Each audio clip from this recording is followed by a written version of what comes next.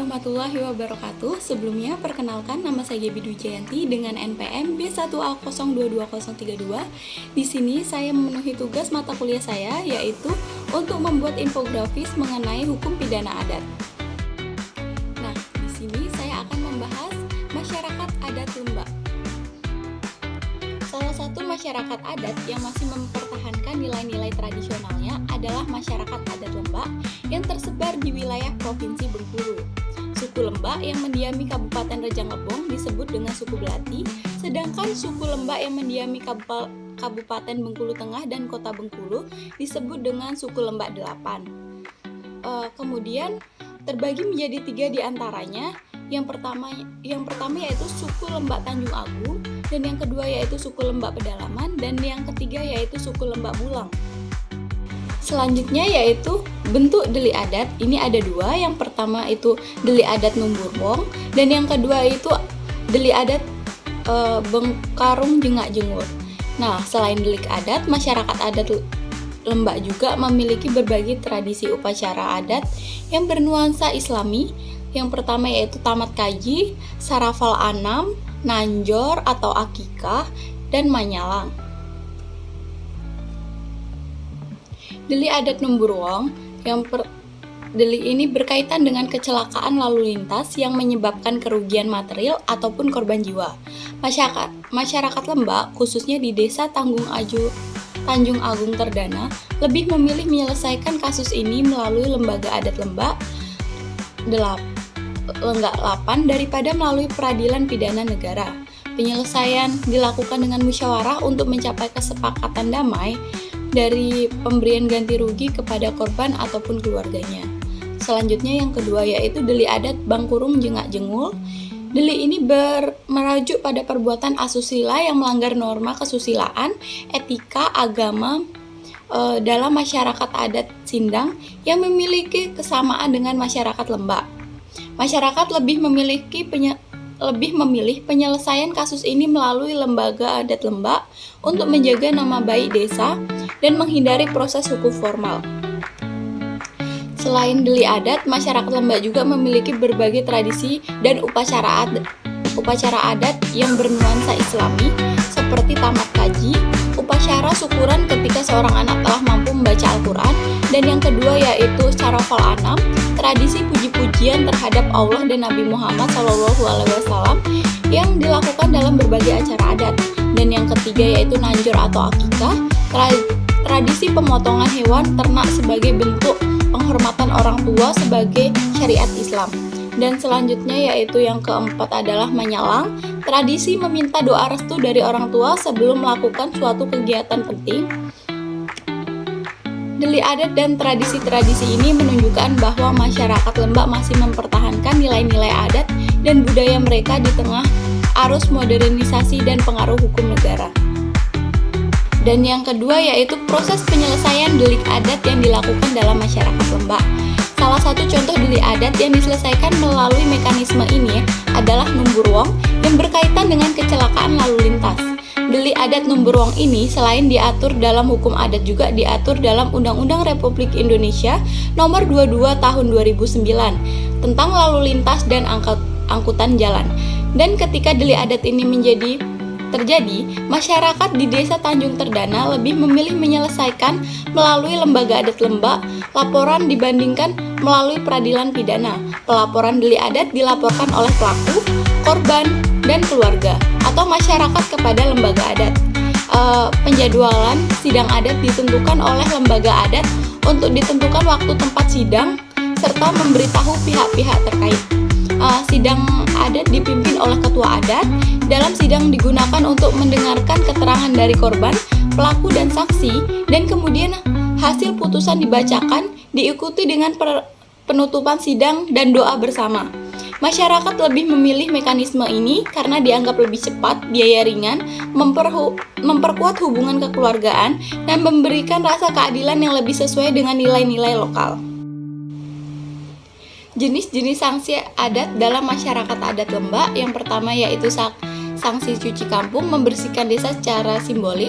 Sanksi ini biasanya dijatuhkan kepada pelaku pelanggaran berat yang dianggap mencemari kesucian kampung seperti perzinahan, perselingkuhan, diwajibkan menyembelih kambing sebagai bentuk pembersihan atau cuci kampung diiringi dengan ritual adat yang dipimpin oleh tokoh adat. Tujuannya adalah untuk mengembalikan keharmonisan kampung dan membersihkan nama baik keluarga. Terkadang pelaku juga diarak keliling kampung sebagai bentuk sanksi sosial agar menimbulkan efek jera atau malu. Potensi ini menunjukkan bahwa masyarakat adat Lembak tidak hanya mengejar keadilan, tapi juga memulihkan moral dan sosial. Dan yang kedua yaitu sanksi denda adat Kute. Denda merupakan sanksi paling umum yang diberikan kepada pelaku pelanggaran ringan maupun sedang, seperti pencurian kecil, penghinaan, atau pertengkaran antar warga. Denda ini bisa berupa uang, beras, hewan ternak, atau benda berharga lainnya. Nominal denda tidak ditentukan secara sepihak, melainkan melalui musyawarah adat yang mempertimbangkan kondisi sosial, niat pelaku, dan tingkat kerugian yang ditimbulkan. Denda adat bukan sekedar kompensasi materi, tapi juga simbol tanggung jawab dan pengakuan kesalahan oleh pelaku kepada korban dan komunitas. Dan selanjutnya yaitu yang ketiga adalah nikah ulang untuk pasangan yang hamil di luar nikah. Dalam kasus kehamilan di luar nikah, adat Lembak mengharuskan pasangan yang terlibat untuk dinikahkan secara adat. Bahkan jika sebelumnya telah menikah secara agama, tujuannya adalah untuk mengembalikan martabat dan kehormatan keluarga serta menjaga reputasi masyarakat adat. Pernikahan ulang ini dianggap sebagai bentuk pertanggungjawaban moral. Upacara nikah adat ini sering diiringi dengan ritual simbolik sebagai bentuk pemulihan nama baik dan pengakuan terhadap norma adat yang dilanggar. Dan selanjutnya yaitu yang keempat, yaitu pengembalian atau denda ganda uang perantara. Dalam konteks adat perjodohan atau pertunangan, terdapat kebiasaan pemberian uang perantara oleh pihak laki-laki kepada pihak perempuan. Jika pertunangan batal karena pihak perempuan, maka uang tersebut harus dikembalikan 2 kali lipat. Dan sebaliknya, jika pihak laki-laki yang membatalkan, maka uang tersebut tidak dapat ditarik kembali sebagai bentuk sanksi sosial tanggung jawab atas janji yang dilanggar. Dan selanjutnya yaitu yang kelima, sanksi pengusiran dari kampung. Untuk pelanggaran berat yang berulang seperti tindakan kriminal yang mengancam ketertiban kampung, misalnya pencurian berulang atau kekerasan berat, pelaku dapat dikenai sanksi pengusiran dari komunitas. Tindakan ini dilakukan setelah musyawarah adat memutuskan bahwa kehadiran pelaku tidak lagi diterima dan dapat mengganggu ketentraman sosial. Pengusiran ini bersifat sosial dan simbolik, dengan harapan pelaku menyadari kesalahannya dan memperbaiki diri di tempat lain. Dan selanjutnya yaitu sistem sanksi adat masyarakat Lembak merupakan bentuk kearifan lokal yang menitik beratkan pada keadilan restoratif dan pemulihan hubungan sosial. Hukum adat tidak semata-mata menghukum, tetapi bertujuan menjaga menghormati martabat komunitas. Hal ini menunjukkan bahwa hukum adat tetap memiliki potensi penting dalam sistem hukum plural di Indonesia. Efektivitas sanksi adat dalam menjaga ketertiban sosial di dalam masyarakat adat Lembak. Yang pertama yaitu kekuatan legitimasi lembaga adat. Sanksi adat dijatuhkan oleh lembaga adat yang masih dihormati oleh masyarakat luas, seperti Tutu Kampung, Rajo Panghulu, dan lembaga musyawarah adat. Mereka memang otoritas dalam menyelesaikan pencurian hingga penghinaan terhadap simbol adat. Legitimasi ini memberikan kekuatan moral yang membuat masyarakat mematuhi keputusan adat tanpa ada paksaan dari aparat negara. Lembaga adat lebih memiliki kedudukan kuat karena dianggap sebagai penjaga norma dan nilai lokal. Sanksi yang dijatuhkan bersifat mengikat secara sosial dan moral. Dan yang kedua yaitu sanksi yang restoratif dan mencegah konflik. Berbeda dengan sistem hukum negara yang cenderung hukum secara formal, sanksi adat bersifat restoratif, mengembalikan harmoni sosial. Misalnya pelaku perkelahian antar warga diwajibkan berdamai, membayar denda, atau melaksanakan upacara adat untuk meredam dendam antar keluarga. Penyelesaian perkara adat dilakukan melalui musyawarah, di mana sanksi diharapkan untuk memulihkan hubungan sosial, bukan semata-mata menghukum. Dan selanjutnya yaitu yang ketiga, yaitu efektivitas karena sifat dan sosial. Sanksi adat seperti pembacaan permintaan maaf di depan umum atau pengucilan sosial sangat efektif dalam masyarakat yang masih menjunjung tinggi rasa malu dan harga diri. Sanksi ini memberikan efek jerah lebih besar dibanding dengan sanksi hukum formal khususnya di desa-desa adat. Dan yang keempat yaitu tantangan terhadap efektivitas. Meski efektif, sanksi adat menghadapi tantangan dari modernisasi dan pengaruh hukum negara. Beberapa masyarakat mulai meragukan kemampuan hukum adat untuk menyelesaikan perkara adat seperti kekerasan seksual atau narkoba, sehingga lebih memilih jalur formal.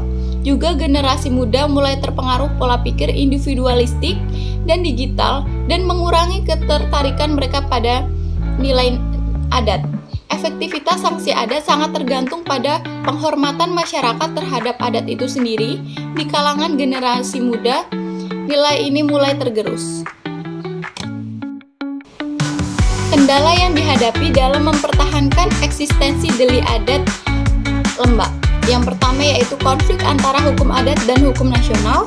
Beberapa sanksi adat lembak seperti hukuman fisik atau denda tradisional seringkali bertentangan dengan hukum nasional, terutama berkaitan dengan HAM. Ini menyebabkan lembaga adat kesulitan untuk menerapkan sanksi tersebut secara efektif. Dan yang kedua yaitu kurangnya payung hukum yang kuat. Meskipun telah ada pengakuan terhadap keberadaan hukum adat, implementasinya masih terbatas. Kurangnya regulasi yang kuat menyebabkan hukum adat sulit bersinergi dengan sistem hukum nasional. Dan yang ketiga yaitu pengaruh modernisasi atau globalisasi. Modernisasi ini membawa perubahan nilai dan gaya hidup yang mengikis keberadaan hukum adat. Generasi muda cenderung lebih tertarik pada budaya luar yang dianggap lebih modern, sehingga nilai-nilai dan praktik hukum adat mulai dilupakan. Dan selanjutnya yaitu yang keempat, kurangnya dokumentasi dan pendidikan tentang hukum adat. Masyarakat adat yang belum terdokumentasi dengan baik, sehingga pengetahuan tentang delik dan sanksi adat hanya diturunkan secara lisan. Kurangnya pendidikan formal mengenai hukum adat juga menyebabkan masyarakat, terutama generasi muda, kurangnya memahami dan menghargai pentingnya hukum adat dalam kehidupan mereka. Dan selanjutnya yaitu yang kelima, ketidakadilan dalam penerapan sanksi adat. Dalam beberapa kasus, sanksi adat ditetapkan secara sepihak melalui proses mediasi yang adil, yang dapat menyebabkan marginalisasi kelompok tertentu dalam masyarakat. Ini menimbulkan ketidakpercayaan terhadap sistem hukum adat dan dapat memicu konflik internal. Menghadapi tantangan tersebut diperlukan upaya kolaboratif antar masyarakat, pemerintah dan lembaga pendidikan untuk mendokumentasikan, mengedukasi dan menginteraksikan hukum adat ke sistem hukum nasional secara adil dan berkelanjutan. Dan yang terakhir yaitu bagaimana harmonisasi antara penyelesaian dengan sistem hukum nasional dalam konteks masyarakat adat lembak. Tantangan harmonisasi, salah satu tantangan utama dalam harmonisasi ini adalah perbedaan antara hukum adat yang bersifat tidak tertulis dan fleksibel dengan hukum nasional yang tertulis dan formal. Ini dapat menyebabkan konflik dalam penyelesaian sengketa, terutama dalam kasus pertanahan dan sumber daya alam. Kurangnya pengakuan formal terhadap hukum adat dan minimnya koordinasi antara lembaga adat dan situasi hukum negara memperparah situasi ini. Selanjutnya yaitu pendekatan interaktif. Untuk mengatasi tantangan tersebut, pendekatan interaktif yang mengakomodasi kedua sistem hukum diperlukan. Penelitian oleh Sulfa et al. 2004 menunjukkan bahwa integrasi hukum adat, hukum positif, dan penyelesaian sengketa tanah dapat dilakukan melalui pengembangan kebijakan yang inklusif dan mekanisme mediasi yang melibatkan kedua belah pihak, meningkatkan pemahaman hukum bagi masyarakat dan melibatkan aktif para pemangku kepentingan juga menjadi kunci untuk menciptakan sinergi antara hukum adat dan hukum positif. Dan selanjutnya yaitu penguatan peran hukum adat. Penguatan peran hukum adat dalam sistem hukum nasional juga dilakukan melalui pengakuan formal terhadap lembaga adat dan pengadilan adat. Penelitian menegaskan kepentingan penerapan hukum progresif